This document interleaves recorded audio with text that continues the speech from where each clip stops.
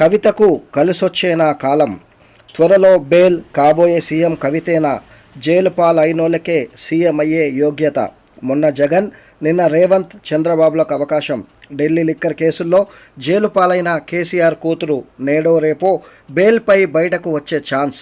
కేటీఆర్ను CM చేయాలనే కలలు కన్న కేసీఆర్ అందుకే విరుద్ధంగా కవిత ముఖ్యమంత్రి అయ్యే అవకాశం.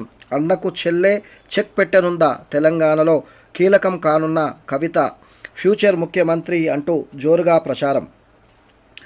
కలిసొచ్చే కాలం వస్తే నడిసొచ్చే కొడుకు పుడతాడనే సామెత ఒకప్పటిది. కానీ జైలుకి వెళ్ళి వస్తే సీఎం అయ్యే భాగ్యం వస్తుందనేది నేటి సామెత.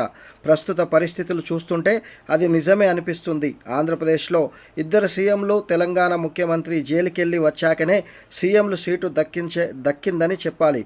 ఏపీ మాజీ సీఎం వైఎస్ జగన్మోహన్ రెడ్డి, ప్రస్తుత తెలంగాణ సీఎం రేవంత్ రెడ్డి సైతం గతంలో జైలు పాలైనోడే.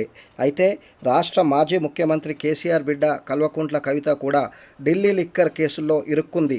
అందులో భాగంగానే మార్చి 15న బీఆర్ఎస్ ఎమ్మెల్సీ కవితను ఈడీ అరెస్టు చేసిన సంగతి తెలిసిందే. దాదాపు 5 నెలల పాటు తీహార్ జైల్లో ఉన్న కవితకు రేపో మాపో బెయిల్ వచ్చే అవకాశం ఉందంట. సో ఇది మన భారతదేశంలోనే సాధ్యమవుతుండొచ్చు. ముఖ్యంగా తెలుగు రాష్ట్రాల్లో ఆ జైలుకు పోయి వస్తే మరి మహనీయులు అనుకుంటురా, లేకపోతే వాళ్ళు జైలుకి పోతే ఏదో ప్రజల కోసం పోయారు అనుకుంటురా తెలియదు. కానీ వాళ్ళ అదృష్టమో ప్రజల దురదృష్టమో కానీ జైలుకి పోయి వచ్చిన వాళ్ళను సీఎంలను చేస్తుర్రు. మరి ఇదేందో ఒకటి ఆలోచించాలి. ఎందుకంటే జైలుకి ఎవరు పోతారు? తప్పు చేసిన వాళ్ళు పోతారు. కానీ ఇక్కడ ఏమవుతుంది, అప్పుడు జగన్మోహన్ రెడ్డి 1 సంవత్సరం జైల్లో ఉన్నాడు. ఇప్పుడు కల్వకుంట్ల కవిత ఒక 5 నెలలు ఉంది. చంద్రబాబు నాయుడు ఏదో ఒక